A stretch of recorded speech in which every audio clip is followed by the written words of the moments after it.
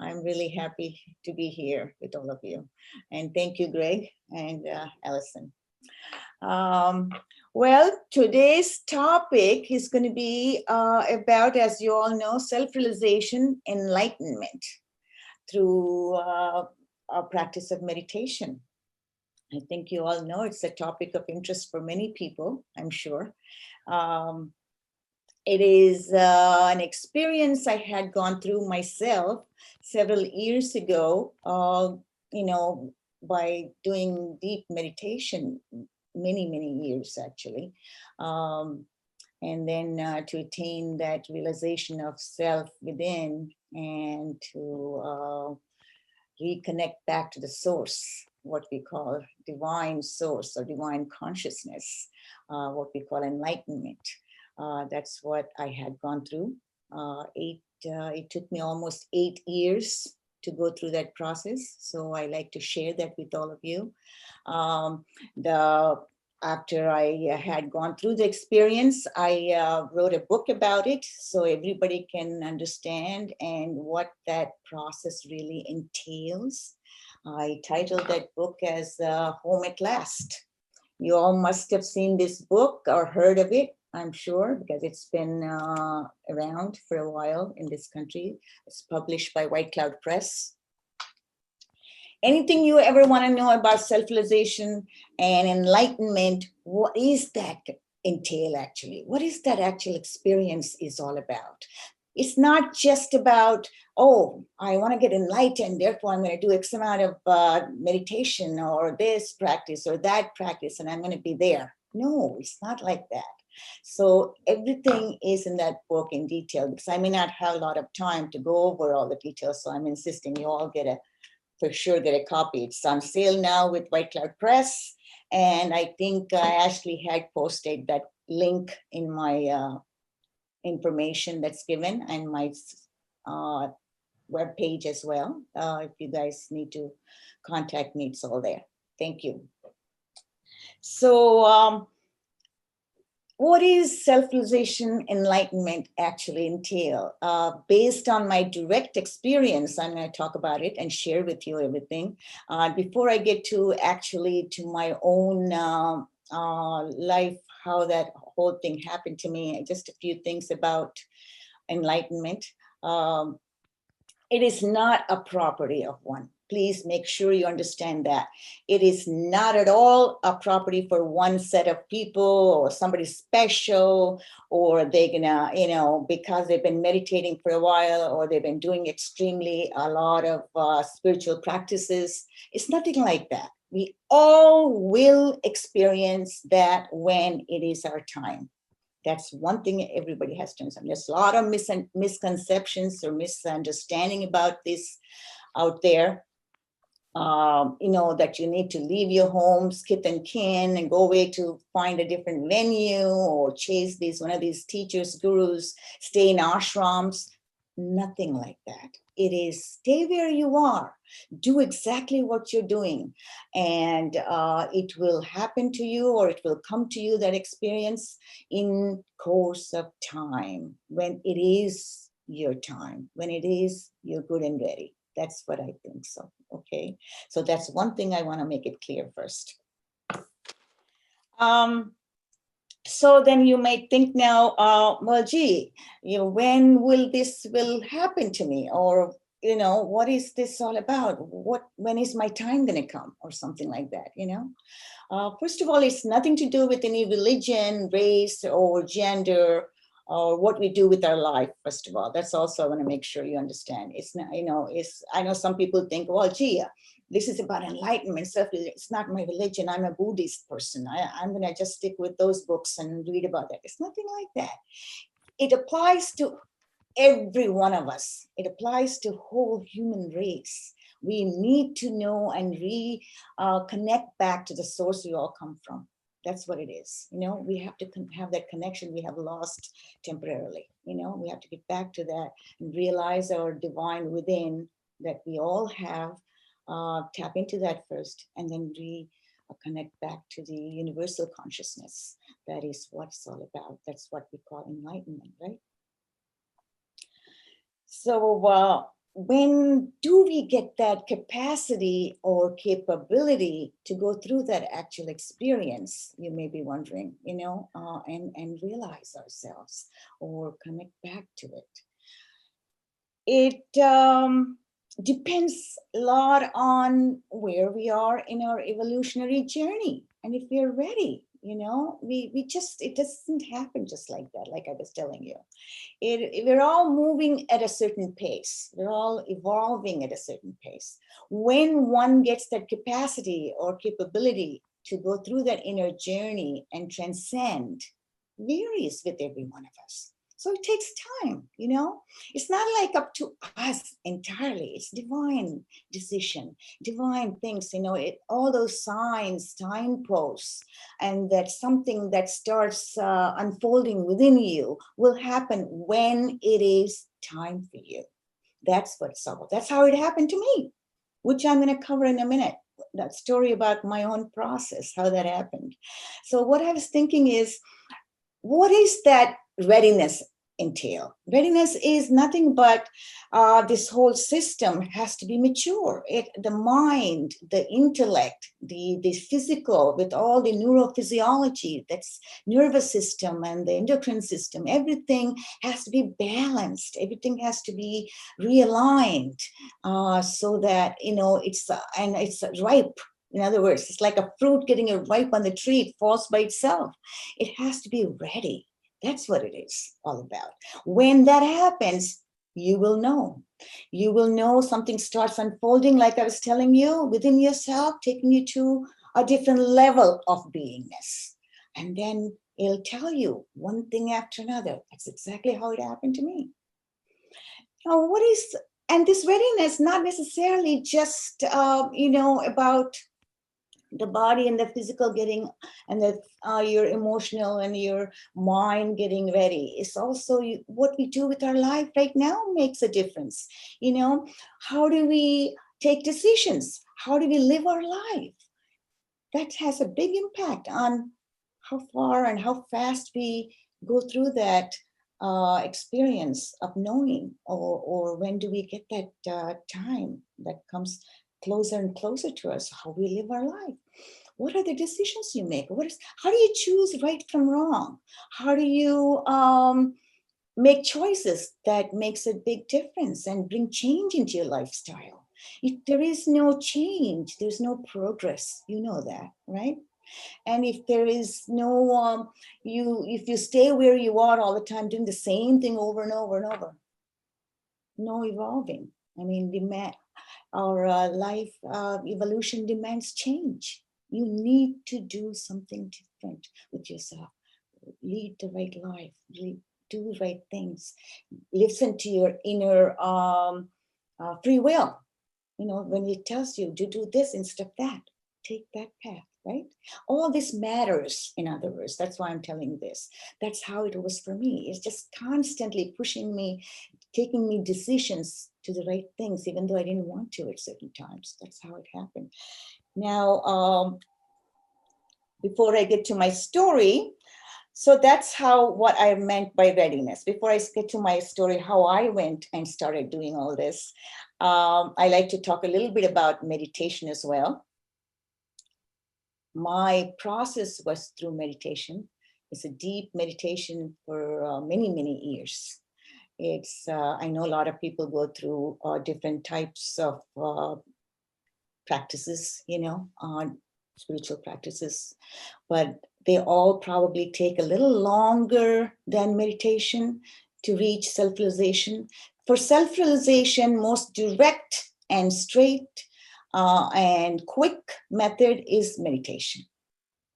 It is good for a couple of reasons as well. Number one, when we are meditating, we're absorbing a lot of prana. Prana is what Easterners call is life energy, life source from the universe. You absorb a lot of that, and that is really good because we have such a little amount of life force just to maintain our day-to-day lifestyle and to get through the day, watch TV, eat dinner, go to work, whatever. That requires very little amount of prana. It's not really that much. The rest is actually staying within us, coiled up. And I'll get to that in a minute. And that is when it has to be awakened, actually, when for self-realization.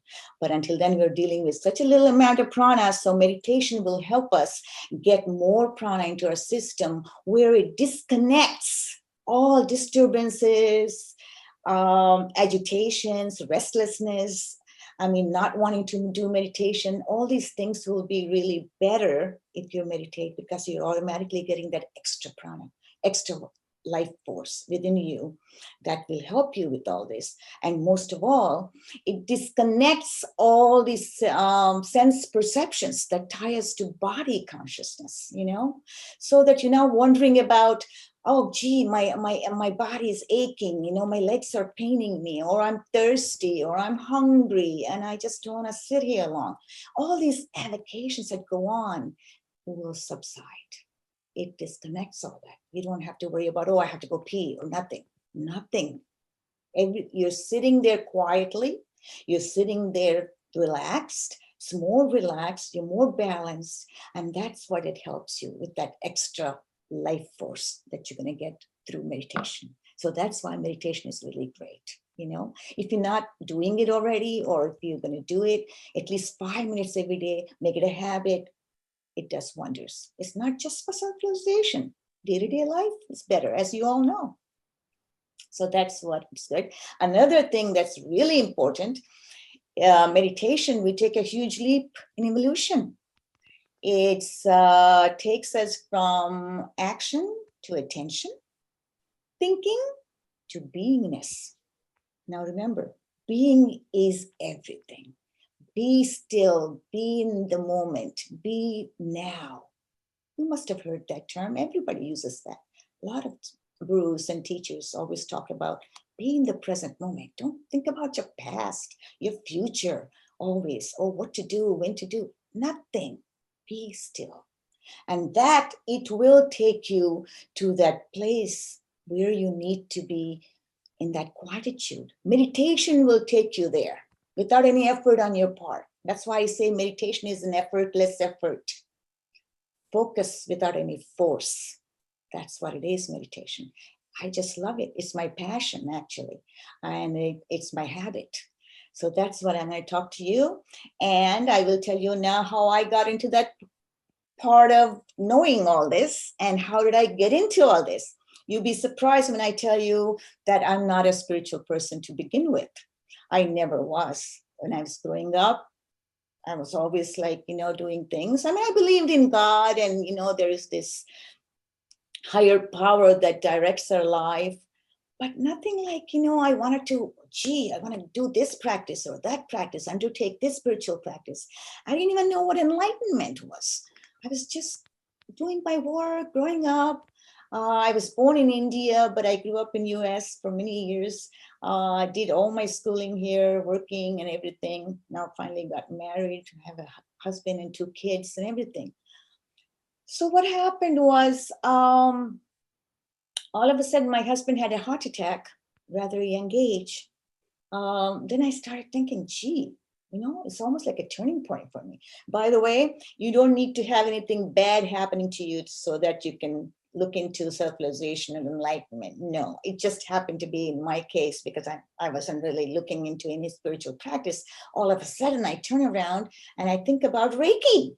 I wanted to help my husband operative surgery and all that to recover faster, something different from the medicines and this and that. I wanted to do Reiki on him with that natural energy that heals you, that universal consciousness that heals you. You know what Reiki is, all of you. And I got interested in that. And then I said, wow, this is really good. And I helped my husband actually doing Reiki with, on him for several months, several weeks. He got better and better quickly after the surgery was done and everything. So that really took me, interestingly, to meditation. All of a sudden, without my knowledge, I was meditating. Reiki cleanses your inner chakras. And it kind of takes that universal energy easily. When you're meditating also, everything moves easily because the chakras are already being cleansed with Reiki. It's really great for self-realization enlightenment. If people pursue after Reiki practitioners, they can get realized, they can get enlightened, actually.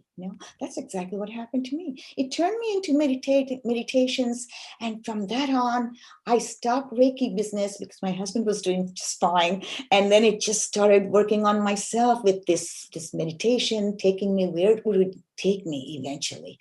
Where would I go? And that kind of a thirst and that kind of an eagerness started developing within me. And I started doing all that. It became my passion, like I was telling you. And I won't sleep without meditation. I won't get up without meditation.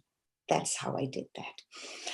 So what happened was I was working in a pharmaceutical company eventually. Like I have said, I have a husband, 2 kids, and everything was going on perfect. And I was working in a pharmaceutical company, and all of a sudden I had this shift in perception, sudden shift in perception. It's like how do I explain that?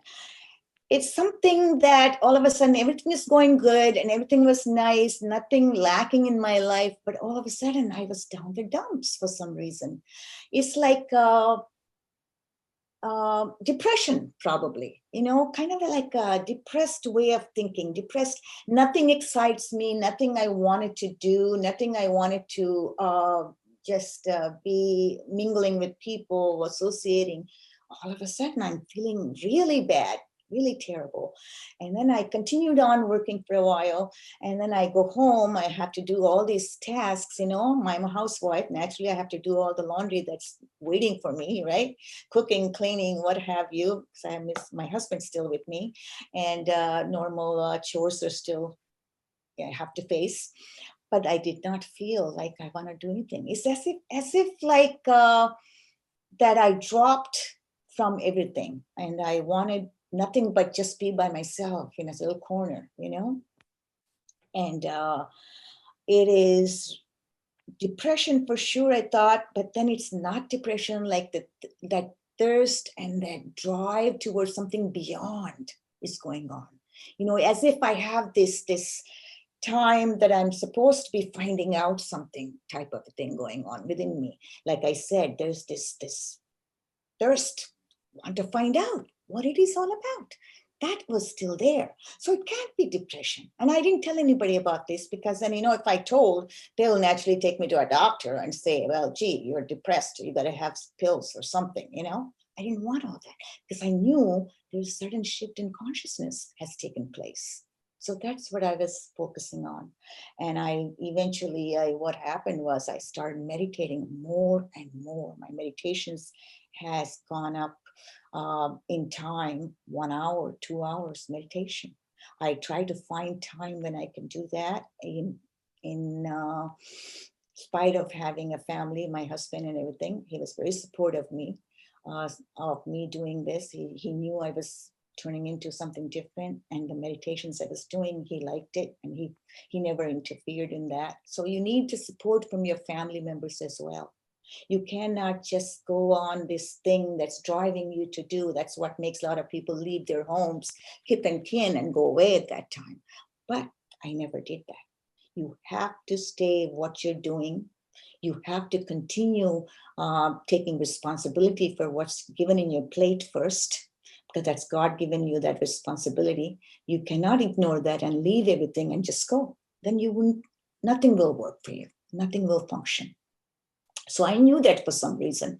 And then I stayed there, and eventually my deeper and deeper meditations would take me to places where very quiet in by itself. I wasn't having any disturbances. I wasn't having a lot of thoughts like a lot of people would, have. And I like it sitting there that long. And I did all my meditations outdoors, by the way. Outdoors will give you a lot of cosmic energy, a lot of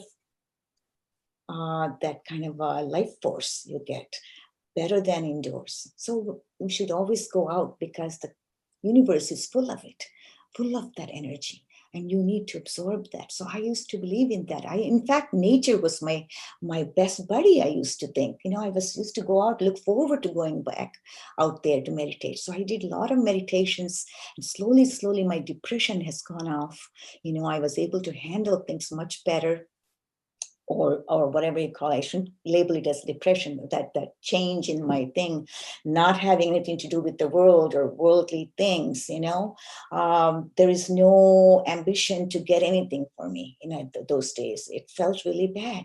It's like there's no wants, there's no desires. That's the first sign, by the way, will happen when you're ready to move forward toward realizing your divinity. You drop your desires, you drop your wants. You want this, you want that. Nothing will interest you. There's nothing that you want out of the shopping. There's nothing you want to get. It's not. You're happy with who you are, what you are, and okay, you have it or not, you're okay. That's the type of mentality develops within you, and that's what happened to me eventually. And I was fine as long as I can meditate. I was fine, meditating. It took me to places where it should be. I didn't have a teacher.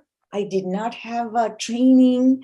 I wasn't looking for somebody to teach me what method to use for meditation. It came to me. My method was called Raja Yoga, a sense of focus, concentration on that one pointed object. That could be any object, it could be a lamp, it could be somebody that you like, somebody that you pray every day, anything. But it has to be on a focused object every time you meditate. That's the type of meditation. It's called Raja Yoga. It will take you step at a time to different levels of beingness, different level of quietude. Thinking, it's called, West Easterners call it samadhi state, that quietude, that silence that gets generated on its own. It's called samadhi. But you go through those different levels of samadhi, and every time that you go through that, you think, oh, you're enlightened. That's not enlightenment. That is taking you to the point of enlightenment, taking to reunite you with the divine consciousness, universal consciousness. But right now, you're tapped into your own self, the true nature of your beingness, which we temporarily have lost out. Temporarily, we have to regain that back again. We have to regain that back again. We lost that touch. We lost that being with that and living that way. We have developed this thing called ego, right? Ego consciousness. And then ever since then, we disconnected ourselves with that self, the true nature, and we sort of live with that ego consciousness. So it's enlightenment, realization of self is nothing but replacing that ego consciousness with your own true nature of being and living that way. That's what it's all about, right? So that's what I did. I kept doing it. All of a sudden, something else happened when I was meditating. My inner energy that's sitting there for a while woken up. That's why we call it awakening of that inner energy. That's called Kundalini energy. It woken up. That is another messy business we're going to get into now. Enlightenment self-realization is a messy business, messy process. It's not something that happens 1, 2, 3, I'm enlightened, I'm in cloud 9. Oh, everything is dandy. No, please don't think that. It is a process that takes, for some people, years, and some people less. It all depends on one's constitution, how good you are, how healthy you are, how you are ready to attain that, everything matters. So don't think for a minute it is a fast thingy. Nothing fast about it. It's a messy thing. So like I was telling you, when that inner energy got awakened, all sorts of things started happening. It is like a vibration, so the whole system will vibrate with that heat, with that energy, full of it. Normally, like I was telling you, we contain such a 20% of life force within us to maintain our daily life. But now you have that rest of the 80% awakening to take you back, establish your connection with the divine. You need that energy. That's why awakening is your another signpost. When you're awakened, when that inner energy gets awakened, that's when everything starts. That means when you're ready to reunite with the universal consciousness and reclaim your divine source that you need to. And that's the sign number 2. It's really good sign, that energy awakening up. But there's a lot of issues. Like I was saying, it's a big mess. It is going to be almost like a summer cleaning that's going to happen. It is that purification starts taking place within your body, your systems, your organs, chaotic mess, haywired. Your digestive system goes crazy. Your nervous system gives you all these problems, agitations, restlessness, vibrations at the head. Vibration is your third eye area. Everything is vibrating. All your inner chakras are vibrating. You can feel it in this physical, by the way. Everything is feel. That's why your body has to be strong. Like I was telling you earlier, it has to be in good shape, good condition. That's why we must take care of our body first for anything. Good health is the main thing for self-realization. If you're not in good health, don't pursue, it won't let you pursue. It's not even up to us because it's not ready. A sick body is not ready for realizing your divine self. So we have to make sure, eat well, sleep well, exercise. Don't ignore any of those 3 things. Eat a proper meal. Don't starve either. Don't undereat. Don't overeat. Everything makes a difference. And that's how I started doing all that. After that, my inner energy got awakened. I got some issues, which I wrote a lot of them in details in this book. You'll get it. And the thing is, a lot of people get frustrated and give up everything at that point. A lot of people think, well, gee, and also some people think it's enlightenment when you're waking up, when the inner energy got wet. It's not enlightenment. That is just a starting, opening the door towards going towards where you should be going. The enlightenment started this just now. So you need to work a lot of meditations, a lot of quietude, a lot of being in that perfect serenity. So you have to increase your meditations. And the more you do meditation, the better you feel. All the pains, aches, vibrations, moving continuously, that energy and the heat, it will subside. And that heat is almost like you have 105 temperature. It's not fever. It is a different type of energy. It is like you feel very uncomfortable initially, and then after you meditate slowly, it gets better and better, and you're doing well. But that's not all. Now you continue to move, as I had continued to move, meditating for several years after that. Like I told you, the whole process took almost 8 years for me. So one thing at a step by step, and I started meditating. I started moving around different places, traveled a lot. I wanted to meditate more where all these self-realized beings would meditate. I went back to India, where there is a spiritual land of spirituality, I think, where all these caves and places where all these great beings would meditate. I went there. This is force telling me what to do, where to go, where to meditate. Everything's being told within me. My insights were getting better. My insight, as if divine is driving me to different places. He's telling me what to do every second. So I would just do. I never went traveling anywhere. I never did any of these things. Why am I doing all this all of a sudden? Imagine that. So it is not me. It is something that will take you there. Something, when you're ready, it's all planned out for you. And that's how it happened to me. And I was, so I continued on meditating several years, deeper and deeper. The meditation went into the quietude. And finally, what happened was, all of a sudden, I was meditating outside one day. And I would get into this silent region. It was never experienced before.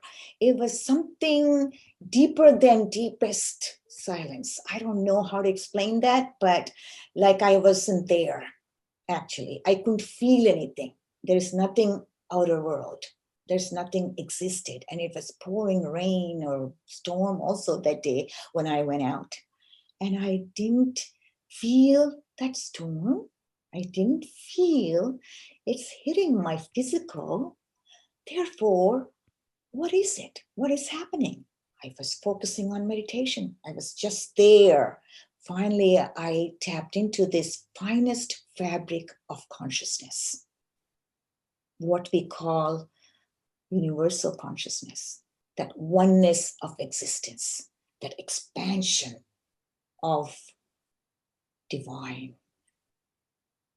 energy, nothing but energy. I was part of all that. I just knew it was that expanding consciousness. I was part of it, fully alive. But I knew I wasn't this physical. I don't have a consciousness of the physical body. It's all energy in that stillness, that quietude, that non-dual dimension. That's what I call it. It is like nothingness.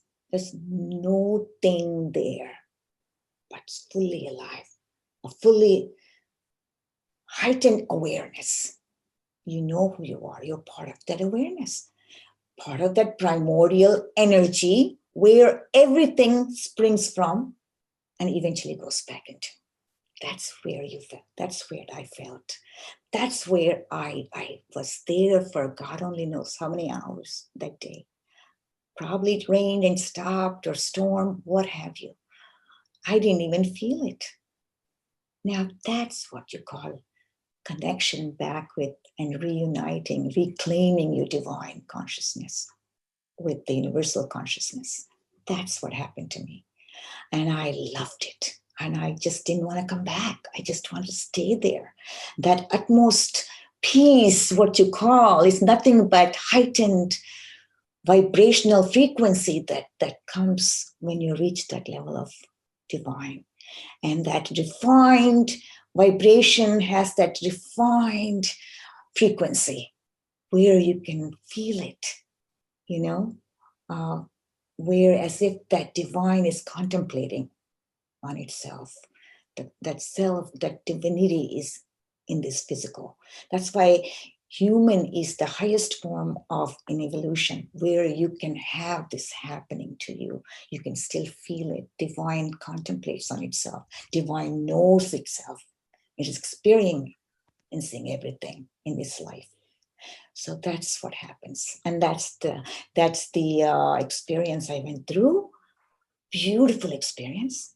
And what we call that peace and the bliss, like I was telling you, is nothing but that heightened awareness, heightened vibrational frequency in a much refined frequency, vibrating all over your body, everything vibrating. And that's what it is all about. And that's what we'll all will experience, is what I wanted to share with you. You are not just special. Every one of us will have that time come to you. It's just a matter of time. So it's not something that will happen quickly. Please don't chase enlightenment. It'll chase you when you're ready, good and ready. But prepare yourself, like I was telling you. Do your righteous way of living. Have a good life and do right things. Make choices that'll take you in different ways. That's what it should be. Now I was sitting there, like going back to my story, I was sitting there for a while and I didn't know when to come back, what to do. And finally, some people actually leave the bodies in that state. But some people will not, because you have pending things to do still. You have to return to this physical and continue living in this outer world and continue in this dynamic manifestation of creation called life, with all the laundry that gets thrown at us. We have to go back to that still. We have to continue living. So that's exactly what my thing was. I came back to the body, slowly, but I fell down when I first came back, when I was sitting in that tree, underneath the tree to meditate when prior to all this happened. And then all of a sudden I found myself on the floor and I said, and I shook myself, and it takes time for that, all that energy to get back to your body and function again properly. Everything changes. Everything is new now. It's like a river joining an ocean. That's what happens. Reclaiming divinity means that your consciousness, your little consciousness, goes back and combines with the universal consciousness, and that comes back to the physical, and you continue to function again well with that. How much embodied consciousness, how much you embody that divine consciousness makes a big difference in how you function in this outer world called life. So you have to continuously do your meditations, continuously, keep looking for more and more clarity and more understanding of that knowledge and experience. And it becomes part of you then, it really makes you, that's meditation and being in that consciousness until it's steadfast and it is all integrated nicely. You continue doing that. Yes, you are enlightened at that point. Yes, you think. You reach a lot of information. You get a lot of information and divine knowledge from that experience. You don't get that from any books, teachers, or even reading all these scriptures or practices we do. No, the truth and that divine knowledge comes only with direct experience. We have to go through that experience to know that. And that's why I insist that everybody will go through that. And everybody must realize that's the purpose of this life. Why are we here otherwise? Think about it. What are we doing here? In this I call it cosmic game. They were just puppets doing a role playing, We take care of our roles. We do this, we do that, whatever role we have, a mother, father, whatever, kid. And we're working this, that. We're just taking care of the role that's given to us and waiting to get back and realize ourselves. And live that way is what it is all about. The purpose is to live with that type of attitude, with that type of a knowledge, with that type of divine qualities or attributes. We're supposed to function in this life. And that's why we have to self-realize. That's why everybody out there, teachers, gurus, are telling us to please meditate, self-realize, get enlightened. Why do you think they're all forcing us to do that? There are teachers out there that want us to do that. That's what it's all about. And I come back and I did not have, let me tell you, it's a whole new thing now when you return to this life. It is not easy either. Initially, it is very difficult. It's almost like a brand new self you are, brand new rebirth, practically. You lost all your way of thinking, the way you used to think, your belief system is gone. Whatever you falsely believe, this, none of them are true because you know the truth now about you and yourself. And you sort of like, you don't have that egoic way of living any longer. So your life becomes, what is it that I could do for somebody else now? It's always helping out others. It's always seeing what difference you can make in this world, in this outer world, doing something good to others or teaching, doing this, helping, all sorts of things like that. Thoughts and that type of mindset will develop, and then you continue living and taking care of your family if you have a family, your kith and kin, but it's far better. You have now a new life, a new driver, and a new equipment within you to function far better with heightened awareness and potential that you never used way back before. You can do just about anything when you think about it. Your intent is so strong, and that's what it is. Like right now, I do a lot of work after this. Now it's been almost 8 years I had gone through that experience. And after that, I had some issues and things. Took me a while to integrate all this and live comfortably. I had my issues. Even today, I have problems. I keep thinking, well, gee, but I don't want to be here any longer. I want to go, but that's the type of feeling comes because you think you're established and you accomplished everything now, what the purpose of this existence is all about. And there are times you sit there and say, hey, am I done with this world now? Am I finished? Can I go? That's not up to you. There's still pending things to do, perhaps. You are needed in this world to make a difference. You're needed to do other things. God makes you live here for a while. You have to finish your time of departure, until you go away. So that's what you keep moving. That's how I'm moving on. Now I feel better a lot of times, not as bad as initially I did. And I do a lot of charitable organizations I belong to, and I do these talks a lot. I used to travel a lot and give talks about all this, and I do a Q&A after that, which I'm going to do with you guys. And I do meditation even today, because like I said, meditation becomes your home. Meditation is like two sides of the coin. You go into the meditation, into that absolute silence, into that divine consciousness. You stay there being with that consciousness, with divine, one with the divine, and you come back to this, world, outer world, this dynamic aspects of the world. You have to function well in both. How much you spill that quietude, how much you spill that divinity, divine consciousness, how much you embody that into this living situation makes a big difference. How well you can continue to live here. And that's why we have to continue to meditate, continue to do this, continue to do that, and keep going. And I think I'm going to be checking my time now because I like to do some meditation with you all. Like I said, my meditation was called Raja Yoga. Focus, concentration in between your two eyebrows, where the sixth chakra called Agna chakra resides. I'm sure you know we have 7 chakras within subtle energy centers, right?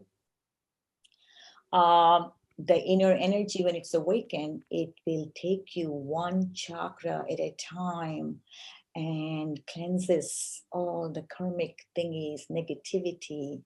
That's why it's a process. It takes its time to clear up all the things, the garbage that we have accumulated over births, many, many rebirths. By the way, after your self-realization, enlightenment, you will not be reborn again.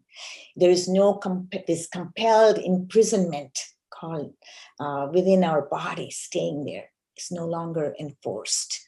We are not going to be reborn again or embody any kind of a form like we do. Like a human form is the ultimate, like I told you. But even like, going at like for animal forms or nature, trees, this, that, everything is a form, right? Human form is the highest, that's it. And you are capable of transcending in human form only. Other forms don't have that capacity. We have this very great inner neurophysiology, excellent, this thing within us, all equipped perfectly to transcend with that finest vibrational frequency. Only humans have that equipment within us. Therefore, only we are capable of getting to that and transcending and rejoining back to the divine consciousness, which is the greatest thing we could have, right? So once you have that, no more this compelled, I call it imprisonment. We're like in a jail in this body, in this jail, staying and, birth, rebirth, coming back again. How many lives we led, we don't even know. Could be millions, it could be thousands. I don't know how many lives I've led. But this all ends now. We're going to finish everything. So let's meditate for a few minutes. The first thing we need to do in meditation, remember I told you, you have to be in good health, good shape, so that you're not aching, having pains, this, that. So that itself is a big battle.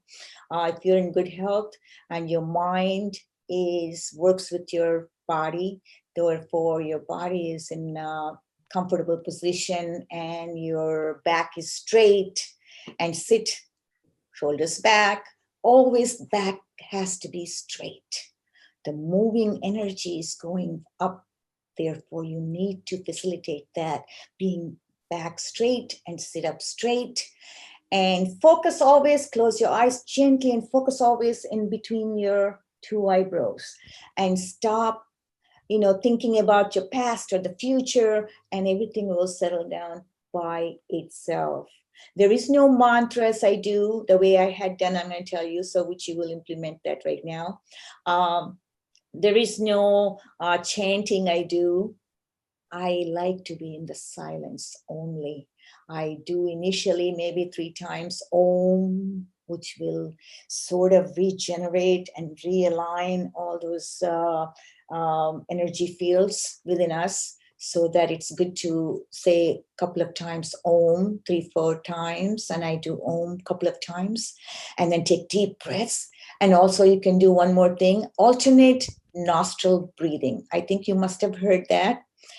Alternate nostril breathing entails one nostril closed, take a deep breath from left side, close, let go from the other nostril.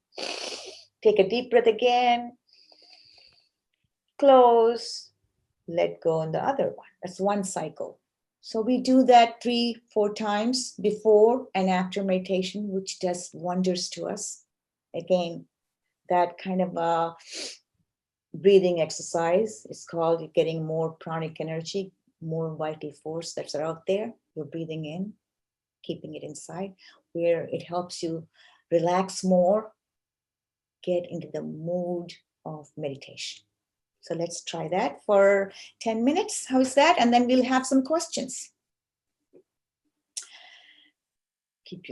Let's say, Oh.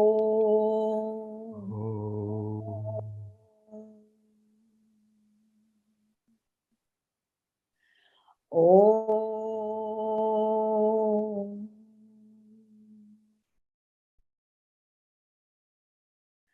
Oh.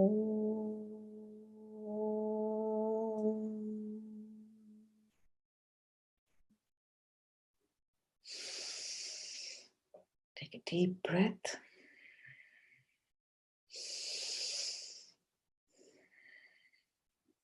Three times. Or you could do alternate nostril breathing 3 times.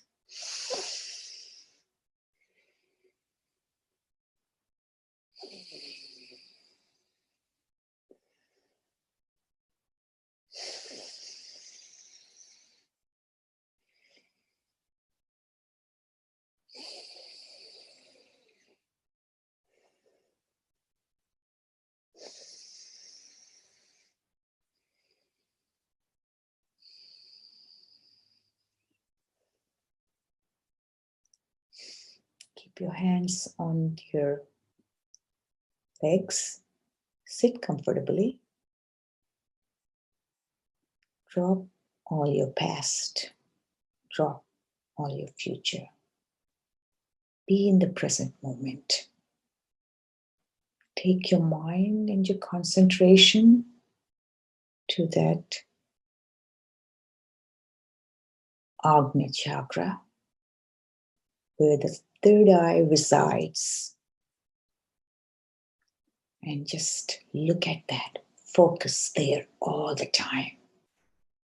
That focus will take you into Wonderland.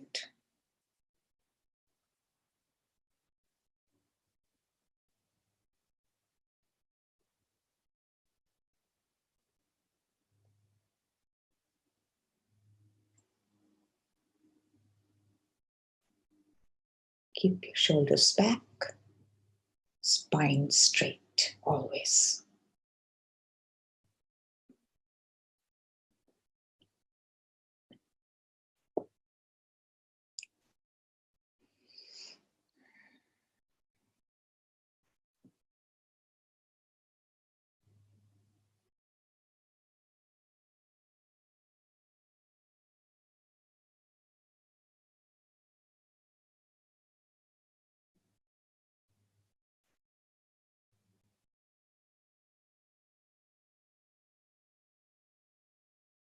Don't lose your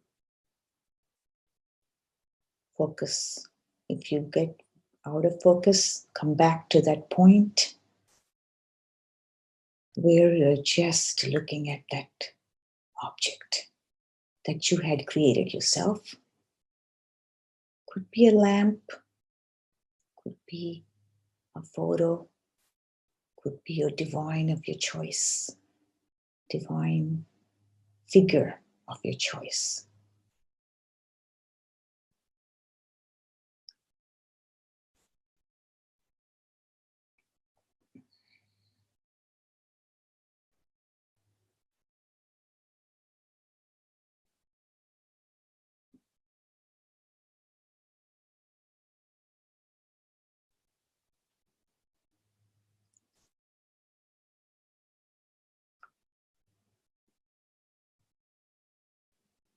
Don't slouch. Don't put your head down. Keep everything straight. Relax. Always relax.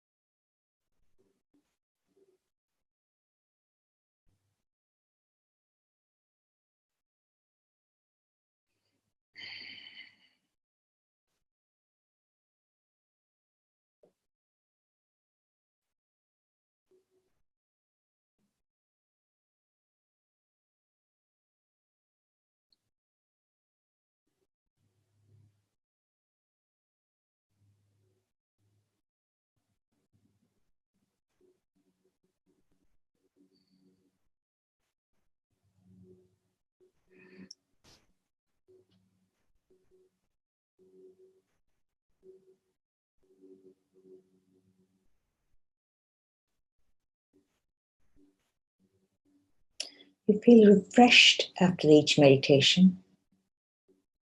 If you let go of those thoughts but don't concern yourself with thoughts, they will automatically go away if you don't think about them.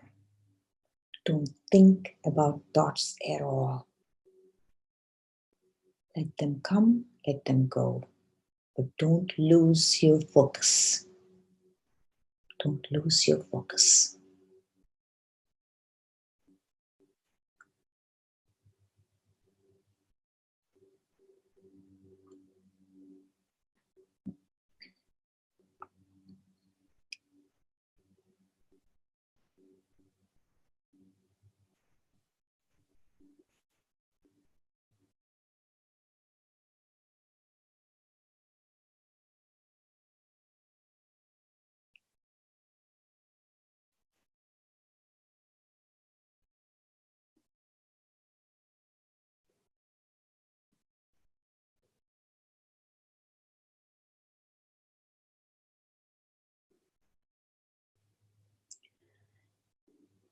Okay. Gently open your eyes. Take a deep breath again 3 times, or alternate nostril breathing. You may do that as well. Take a deep breath, open your eyes gently. Take a deep breath.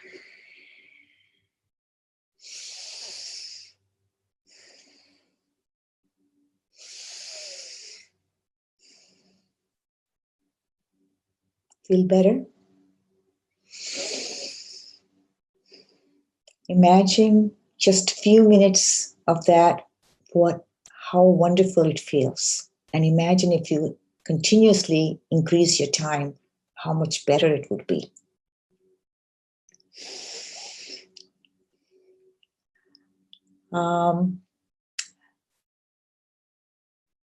Remember, I just want to do just 2 more words, Ashley, okay? I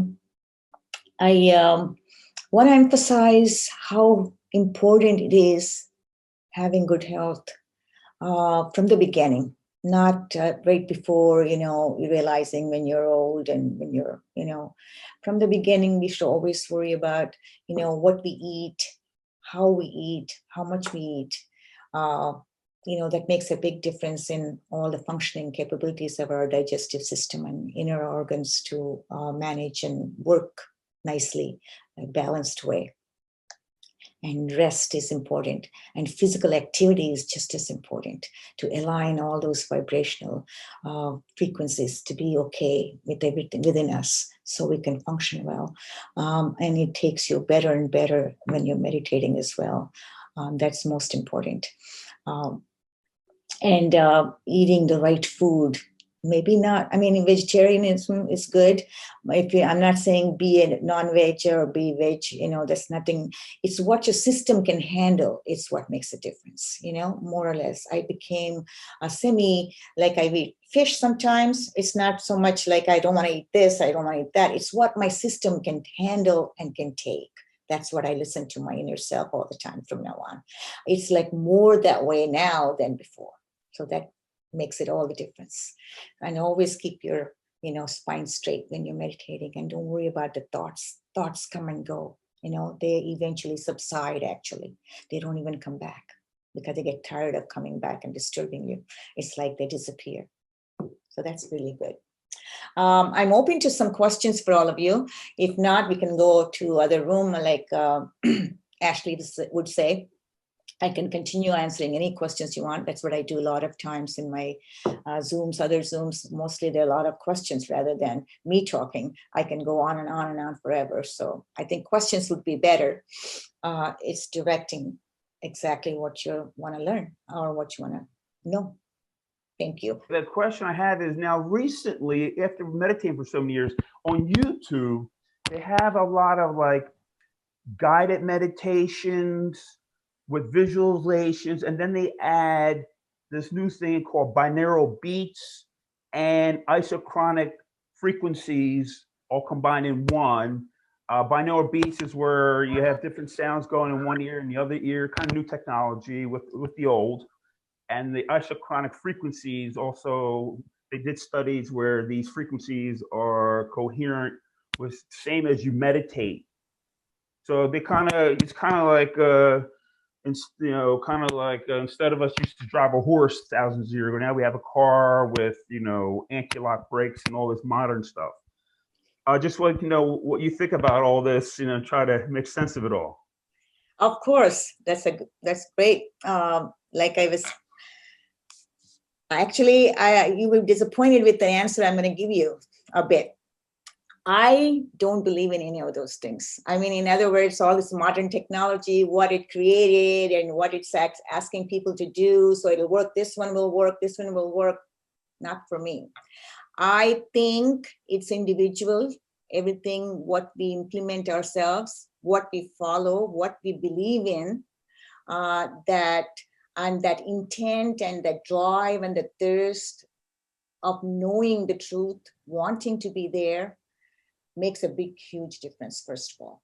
Devotion, discipline, and desire got to be there first. When you have those three ingredients, it will take you, regardless of what you're using, what you're worrying about, or how to control the thoughts. Never worry about controlling the thoughts. Even when you have thoughts, you can be in samadhi state, in that state of mind where that tranquility comes in. But thoughts are like little kids, they bother you until you ignore them. The minute you know that they're kids, you don't pay attention to them, they just go away, because nobody's paying attention to them. It's like thoughts. They come and bug you, or come and agitate your mind. If you keep focusing on that and worrying about it, if you don't and disregard them regardless, and you're in this samadhi state and you're in states moving forward, nothing matters. Those thoughts will disappear. I promise you. That's what happened to me. I did not follow anything at all. Thank you so much, Sarada. Make sure you get a copy. You get a lot of details. Yeah, a lot of details. And I think it's better you read my book. Than I didn't have much time to go a lot more in detail.